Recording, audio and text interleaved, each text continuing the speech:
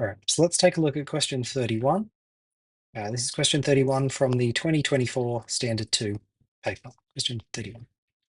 So we're told a coin is biased, so it's twice as likely to show a head than a tail. What is the probability of obtaining a head with one throw of the coin? Well, if it's twice as likely to show a head than a tail, for part A, the sample space of throwing a coin is going to be something like head, head, tail. Because it's not necessarily the best way to think about this, but this gives you easy numbers to work with. Every time you get a tail, you get two heads, because heads is twice as likely. If you think about probability based on this, probability of head is the number of head over the total number.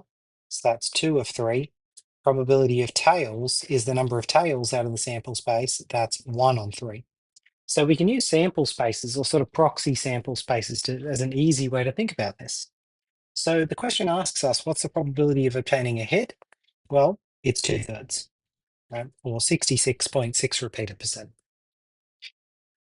Now, they tell us in 2 throws of a coin, what's the probability of obtaining at least one head?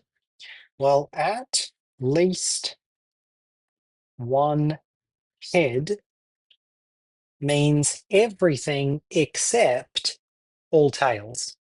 So at least one head, the probability of this is equal to 1 minus the probability of tails and then tails. So this is 1 minus 2 lots of tails is a third times a third. That's 1/9. 1 minus a ninth is 8/9. So as a fraction, the probability is 8 on 9. We could write this as 8 divided by 9. It is 88.8% repeater percent. 88.8 repeater percent. And this is the answer for part B.